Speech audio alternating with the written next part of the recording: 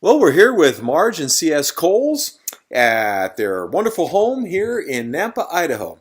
So, Mom, where did you grow up? I grew up in Southern California, in Glendora, California to be But how did specific. you get to Southern California? Came by car from Muncie, Indiana with my father, my mother, six siblings, and a dog. And how old were you? I was 6 years old. So, what was that like, your first cross-country trip to California? I don't remember. I remember in Arizona or Oklahoma somewhere we stopped at a motel that were teepees. And that's the only place I remember. Except in Missouri, before we got there, we broke down either our car or our trailer that Dad had retrofitted for our family. We were there 6 weeks, and I don't know.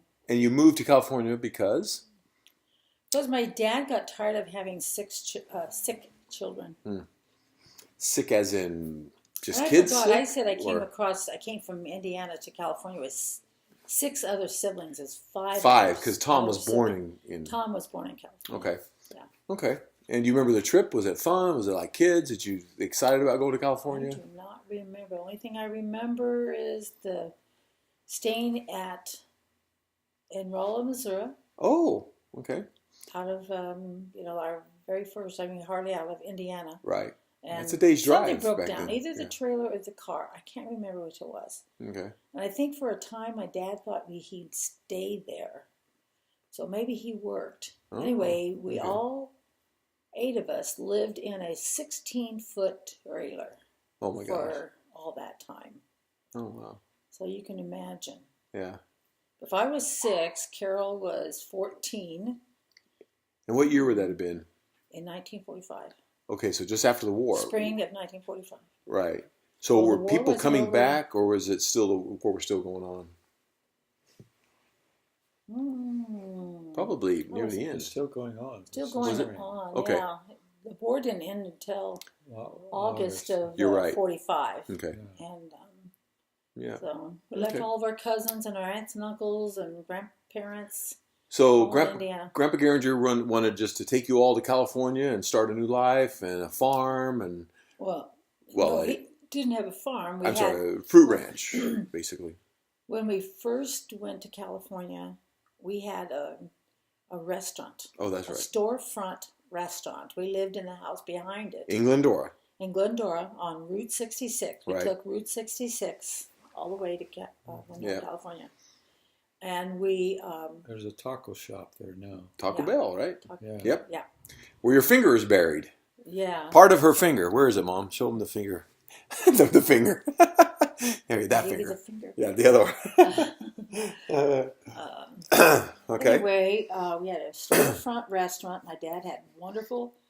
I think he really was the first in and out hamburger maker because he I've wrapped heard. his hamburgers the same way Fresh. In and Out does. Only his hamburgers were thicker, so Yeah. you really got a hunk of meat in your sandwich, and wonderful malts. Yeah. Malts, not shakes. Yeah. Malts with malt in it. Yeah.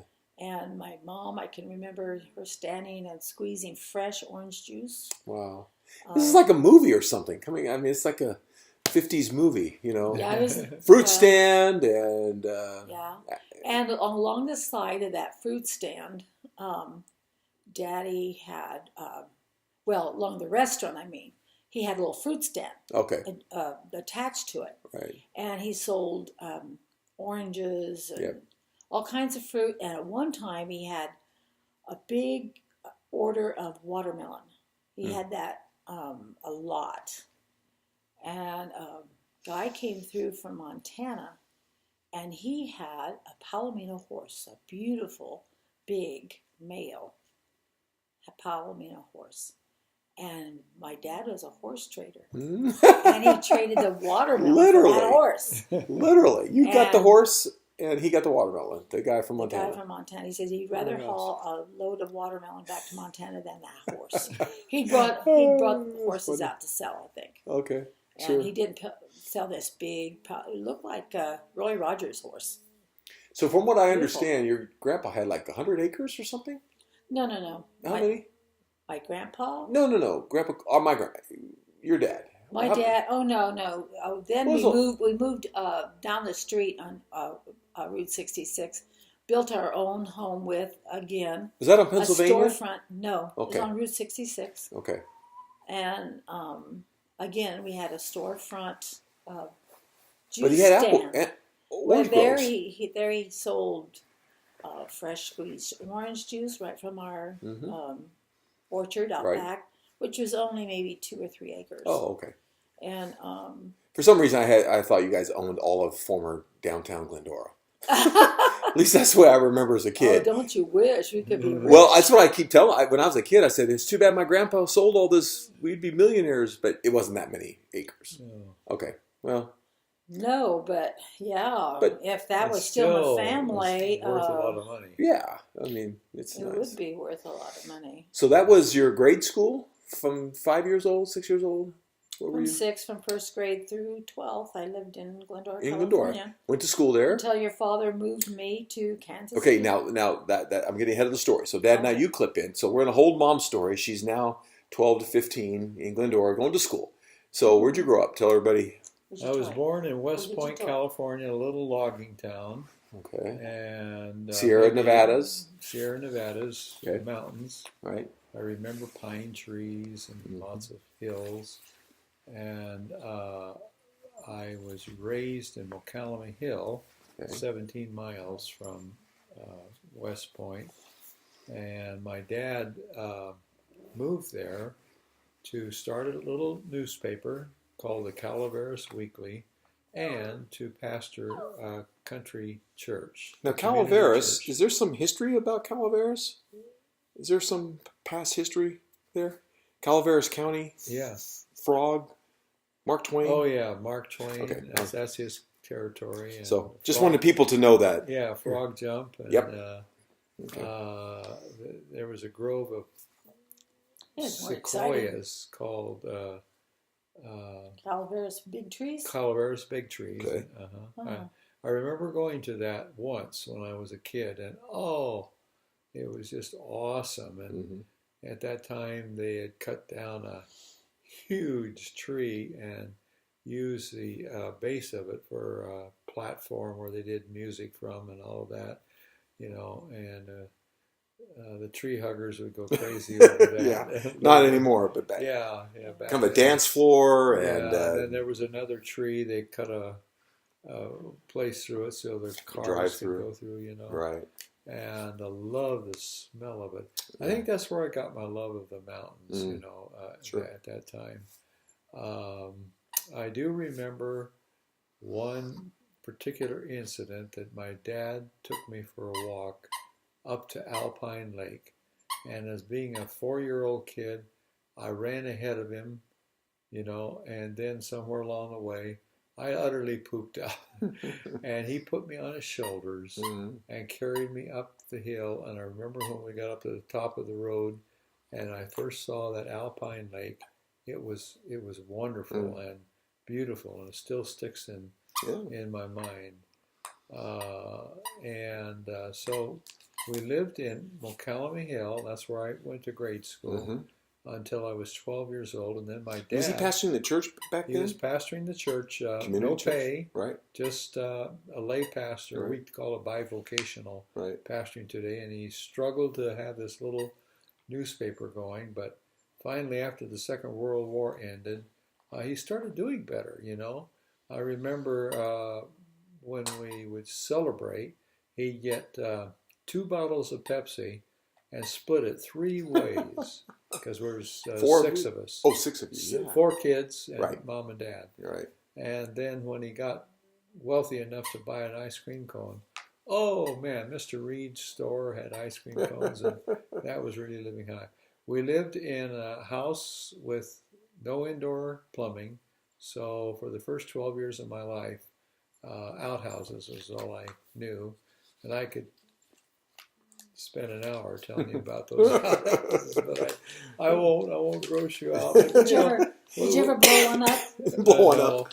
No. but when that's all you know, Right. it's no big You're in the deal. country. You're We used Sears and Roebuck catalogs for wet toilet paper. just rip them out. Rip them out, but while Crumble 'em you're up. doing your thing, you would look at all those pictures there, Oh, funny. and I guess that's where I got my habit of Reading in the back. We wondered where you got that habit. Yeah. Some of us still do that. But I have great memories of school. There were Yep. just 2 rooms, first through fourth grade in one, because McCalmy Hill was 400 people, and the second room was 5 through 8.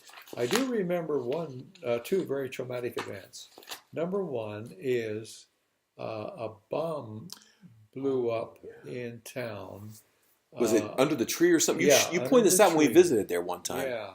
Okay. Under a tree, and one of my friends is the one whose dad was sitting on the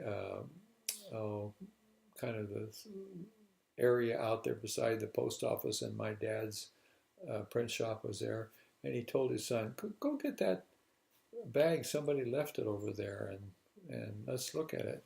And the kid brought it over, and they opened it up. It exploded and killed both the father and son. Wow. It blew out the windows of Just all weird. on the block. And this is back in my dad- 1945? Yeah, 6? well, yeah. Something like that? And nobody could ever figure out Just what weird. that bomb in that package.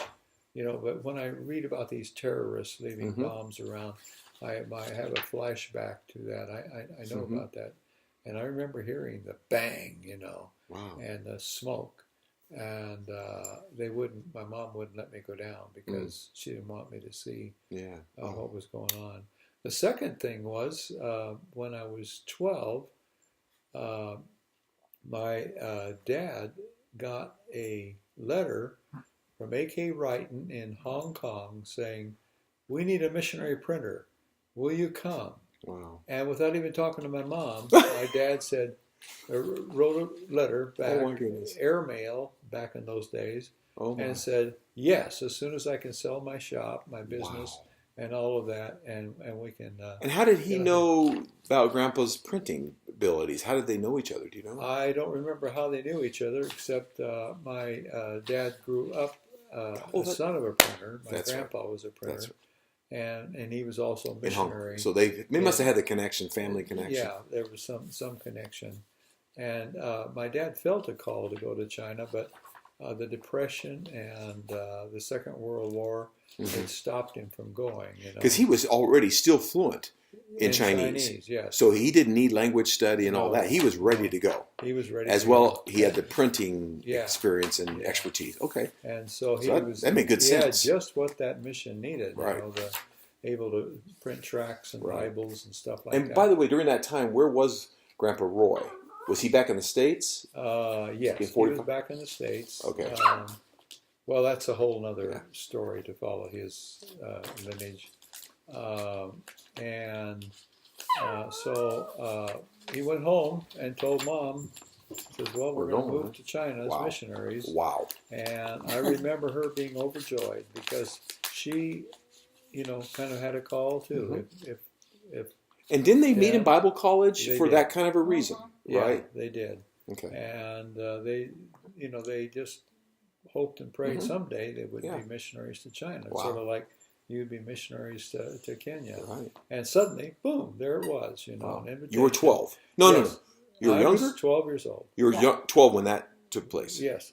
Okay. And no pay from the mission. So my folks would have to raise their own money, or people send money to them. They were called faith missionaries back then. But no denomination sent them, no denomination. organization as much as. I do remember this. They had one Baptist church that promised to send them $10 a month, Oh my goodness!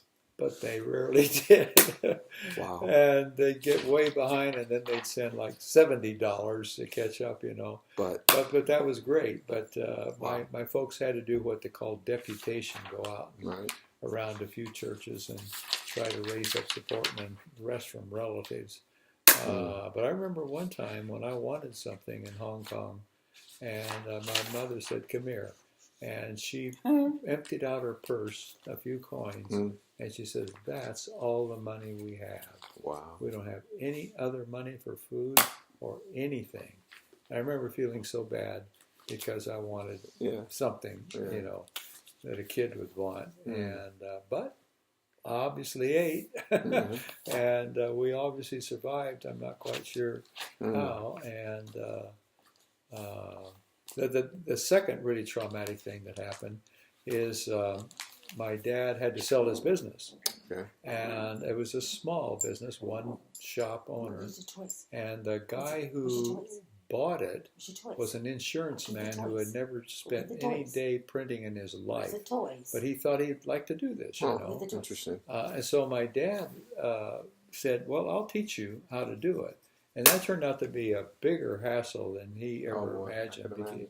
Because normally it takes a 4 to 7 year apprenticeship to learn.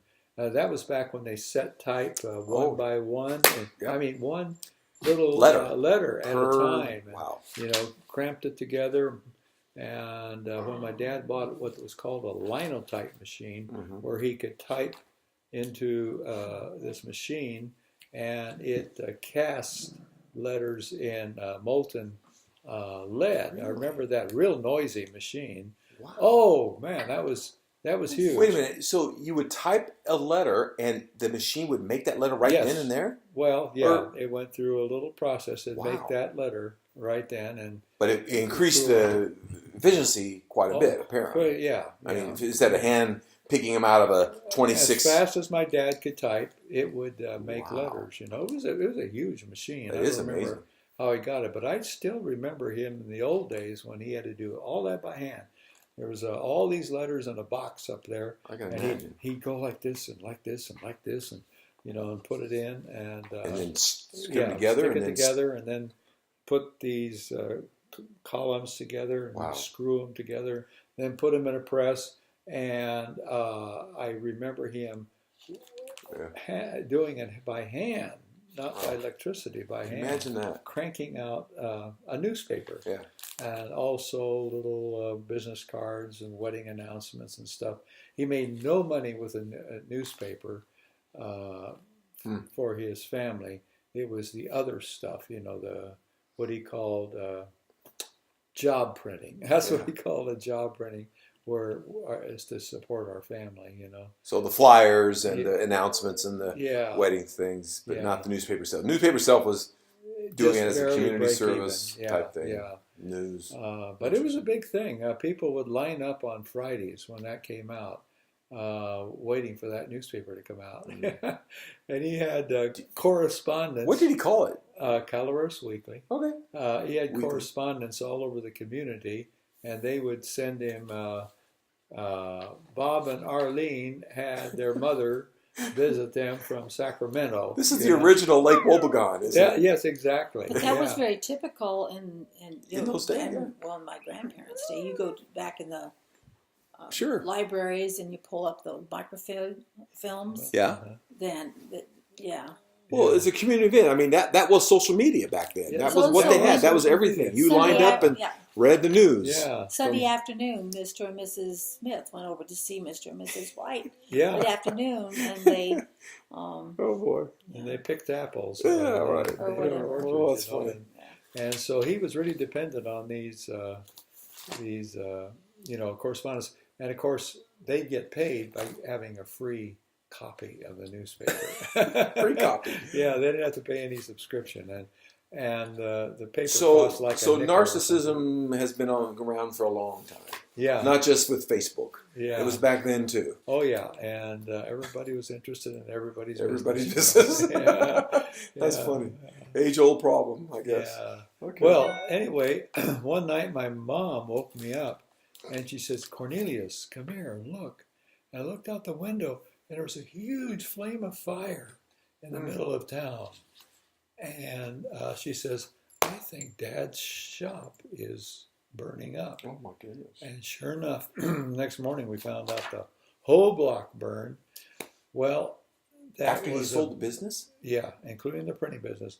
But that was a blessing in disguise, because now his business was gone he'd already gotten his money from this guy Mm. for the business, but he didn't have to hang around Yeah. and another year or two to, train him. Nice. And it's interesting, this insurance man didn't have that business insured. Oh, no. And so Wow. he felt bad over him losing it. But, That was. there was But you guys were free to go. No more. there was no, Sorry. It's still going.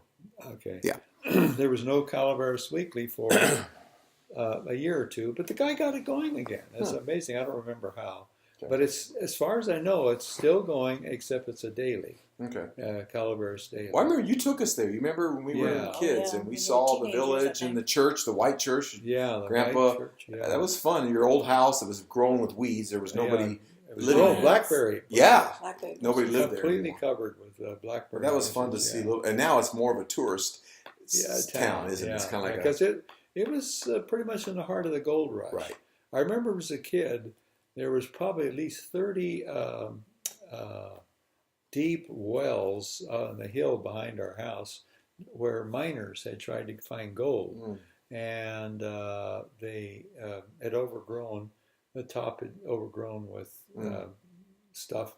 And Mother would say, now you be careful when you're up there, But we would find one where it was kind of open. We'd throw rocks down, splash, Wow. But that's where they actually. My image of this is the Waltons. Yeah. You guys had a very Walton much. family type lifestyle. Yeah, You had the very- mountains there, Yeah. you had the woods, you had the kids stuff. You My first played around. memory of a car is a Model A. See? Yeah. Yeah, Ford Model A.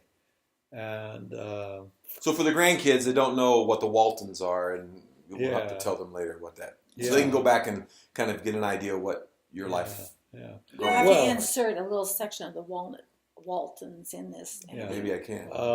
So next thing I knew, we were packing up, and I don't remember how long we spent going around the churches, Mhm. but in fact, I have a very dim memory of that. But I do remember getting on the Marine Lynx ship I bet in that was a San big deal. Francisco. Was that your first trip to San Francisco? Yeah, yeah, So your first trip to San Francisco was getting on the boat to go to China. that's right. I Wow. was 12 years old. And what year was that? And 1947. So right after the war, right after probably the it's still a lot In of. fact, the Marine Lynx was a converted troop ship. Oh, okay. 450 people, and I don't know how they did it, but my dad managed to get a first-class stateroom, which was,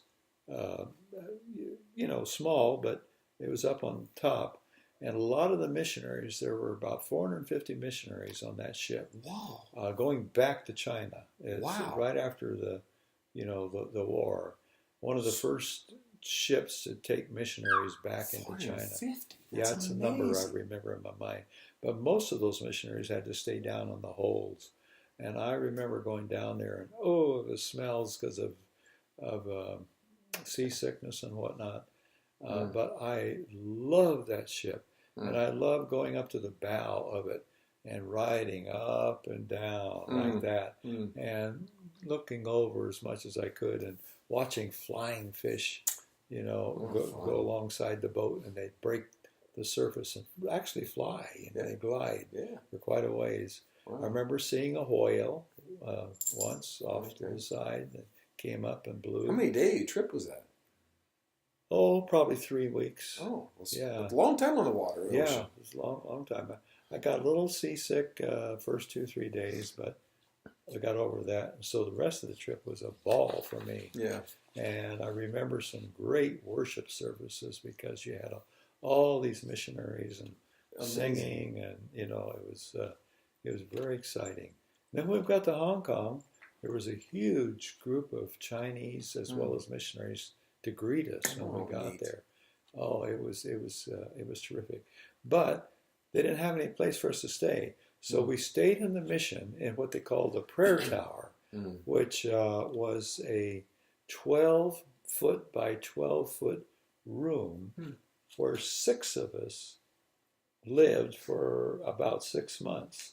12 by 12. And our bathroom was a potty, as a bucket over on the side.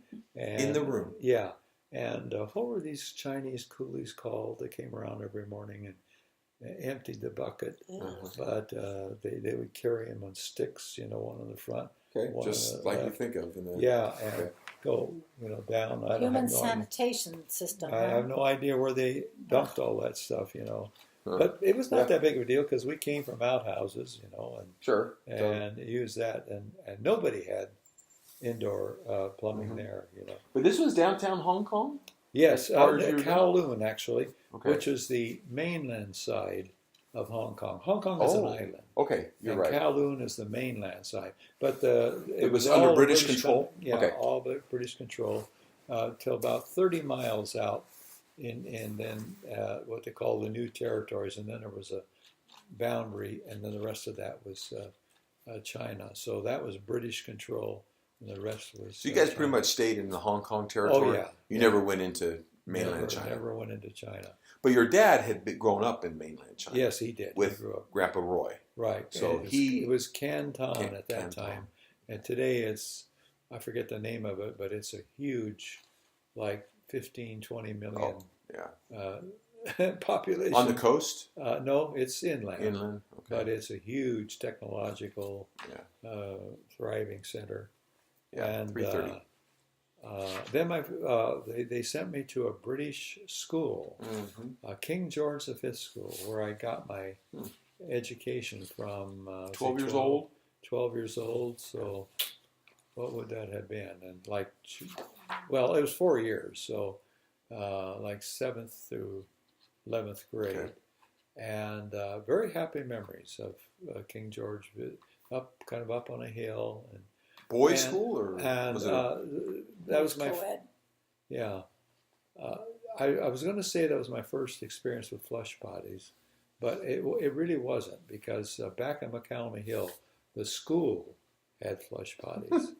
And so I remember trying to... It's a big deal, huh? yeah, hold everything till I got to school. Flush potty, that's funny. Yeah. Oh, that's funny. Yeah, because most of the houses around... And now you're thankful you have them everywhere you go. Yeah. Bless But- Debbie's heart, she's got 9 of them in her house. Making up for that. that's funny. And so I was there for the next 4 years. Okay. That's where I had a very real encounter with the Lord Jesus Christ, and consider when I was born again. Mhm. Although, truth was, I never was an unbeliever. It was just a matter of... Because you've told everybody the testimony of your mom kneeling Yeah, down and reading yeah. to you and you accepting, praying. Yeah. I remember that. You shared that last family reunion. Right. when you And were I younger. don't think I've shared having my first fight and Yeah. getting sanctified Yeah, after that. yeah, you've told us that story. Did I tell you that story? That was a good one. Yeah. Beating up that kid. Uh-huh. Yeah. But that's also where I went to church on Sundays from Tell 6 people, to 8 yeah. times. Some people don't know that story. Yeah. I just love church. Yeah. Love church. My mom tells me that even before we went to Hong Kong, that I would play church. And I'd get an orange crate, and that would be the pulpit. And my brothers and sister, Yeah. and a couple of neighborhood kids, and I would lead the singing and take the offering. And this is before Billy Graham was on the Oh, scene. yeah. You didn't have him as a model. And I'd preach Oh, boy. sermons, So I think we when did that, people too. asked me all across the years, when were you called to preach? I would honestly say I don't ever remember not being called to preach. That's the only thing I ever imagined myself doing. I never had any desire to do anything else, be a fireman or a pilot or whatever. That was just what I was born for, I guess. Yeah. And so everything in my life just went straight ahead to that goal. Then the communists came down next to Hong Kong and put a real scare in Really? us I in didn't know Hong Kong. this. I'm going to go back, though, to the church. I started out in the morning at a Christian Missionary Alliance church because they had English services in English. I went to Sunday school and then a church service at 10 o'clock, if I remember right. And then I got on a bus and went down to my dad's Chinese church. And all I was Chinese. in Chinese. But quite often they'd have English speakers who would... Did you pick up any Chinese while you were Oh, there? very little. Because I went to a British school. Yeah. And, I could get enough to get around, Right. And and so, I went to that church, which was a rather large mission. 500 to 1,000 Wow. people went to it. That mission had a huge ministry of giving out wheat and clothes to people after the war. And I remember people lining up for blocks with their little pans and coming by, and as fast as people could tear these sacks of wheat apart. Wow. and give them the wheat. And sometimes I would see him go right out in the street immediately and mix it up with water and build a little fire right in the street and cook it. They were that hungry. Wow. Because there was a lot of refugees coming in to Hong Kong from China because of the war. Fleeing the communists. The communists. So when I see the refugees coming in now to Europe, I have a clear idea of what they're dealing with, Sure. And anyway, then I'd go to a what we called a CE, Christian Endeavor meeting at a Presbyterian home where missionaries stayed, and a single Presbyterian missionary lady, who couldn't get into China, so she led it. Janet was her name. And she had this beautiful smile, a beautiful face, and I remember when she talked to us from the Bible, it was just great, And then how brokenhearted I was when one day she introduced us to her fiance. And you were about 14 years old? Yeah. No, I was about 14. Really? 15. Crush on her. Yeah, I had a Bible teacher. Crush on her. That's funny. And then I'd go to the Emmanuel Mission, which was started by an Australian doctor. He became our family doctor. Oh, I've heard you talk about he him. ran a clinic, one-man clinic, Wow. all week long. And then on Sunday, he had a little chapel, and in the morning it was all in Chinese. At night, he would teach in English. So English-speaking Chinese and those of us like me. And I went for two reasons. Number one, I loved the man. I loved his teaching, but they always had tea and crumpets afterwards. It works, huh? Afterwards, then I go almost around the block to a Church of England that they'd have I think it was called a Vespers service. Sure. And they had lots of guest speakers. And I remember they had these British airmen who had come through, been shot down in the war and whatnot, and they had these stories, and they're Christians, and Christian stories, how God delivered them, Yeah. And then late 8 o'clock at night or so, I'd hop a bus and go home. And full day at church. Full day at church, yeah. And I loved it. I just loved it. And wow. Pretty cool. So I got in the church-going habit really early, and I'm still in the church-going habit. Here in my 70s, your mother and I would drive 130 miles. That's right. Every weekend just to hear a certain preacher that we really loved. Jim Miller. Yeah. Glendora. And I'd listen to him, same sermon, twice every Sunday, sometimes 3 times. And on Easter, I listened to the same sermon 6 times. those guys loved you. You increased their attendance 7 times. Yeah. 7. Oh, yeah. So over the thing. Oh, my. The technological age comes in on us. You catch that? Yes. Can you stop Yep. that? One of the most traumatic moments of my teen years was when I was 13. My dad said, let's go for a hike. Now, my brothers went too, but I don't remember that, but they've told me that since then. They were younger than me. And so at that time, we were living in a brand new missionary home that they'd built right on the edge of like we would today call a tract development. And across the ditch, which is a flood drain area, there was Chinese farms and stuff like that.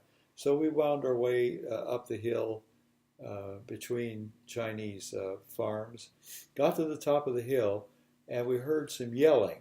And it was a couple of British sailors, or soldiers rather, saying, help us, our friend is drowning. And there was a pond there. Mm. And so we ran down. You and your dad. Me and my dad stripped off our clothes, or most of our clothes, and they said, "Where is he at?" I said, "Well, he's out there somewhere." And so we didn't dive in because we could see there was human feces around it.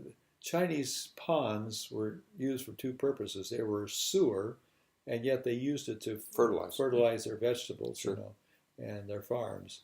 And but we went in and treaded water, and we couldn't find him. And so finally, we got a Chinese boy to come in, and he swam over and showed us the exact spot. And so I went over there, and I felt his foot.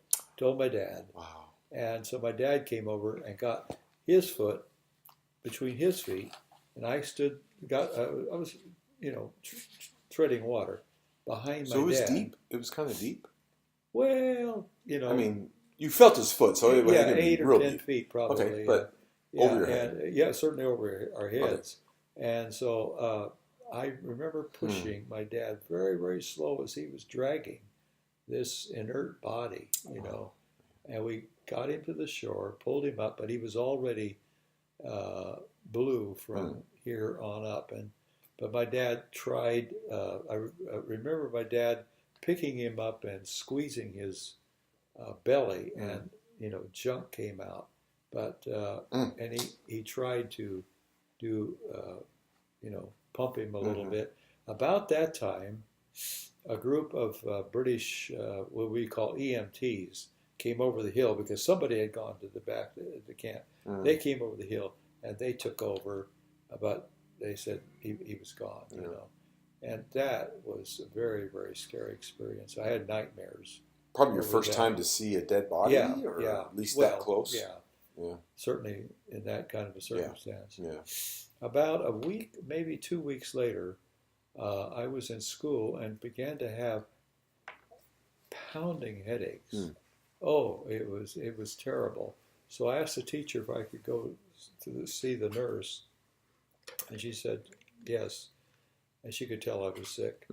But instead of going to the nurse, I knew I had to go see Dr. Halverson, so I just cut over and is this the one that you talked about earlier who had the clinic? Right. Okay, I Dr. cut over the hill, down the other side, caught a bus. And, you skipped school, is what you're saying. My head was just hurting bad.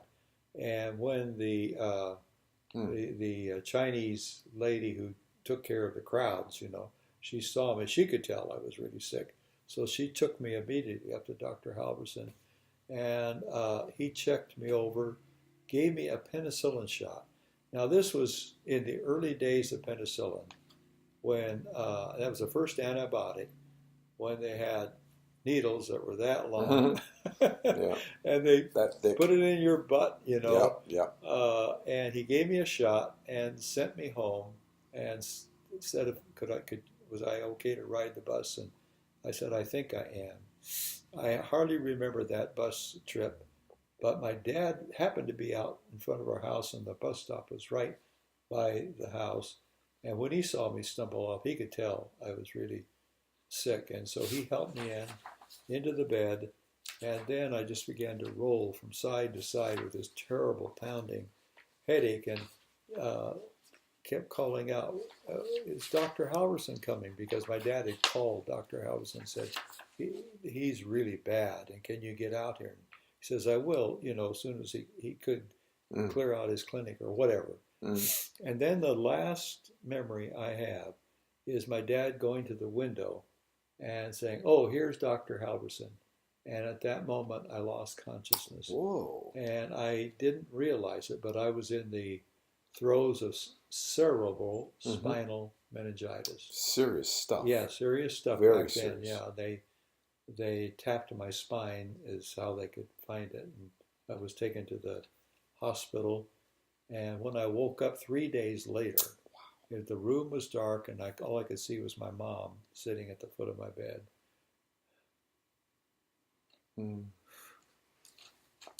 Still remember all these years, huh? Yeah. But for 3 weeks, I was in that dark room. I don't remember why they kept it dark, and I had Because no television, no radio, no nothing. All I had to entertain myself was a comb. I'm sorry That's right. about this. Misty's. Oh, I've got to answer this. Okay.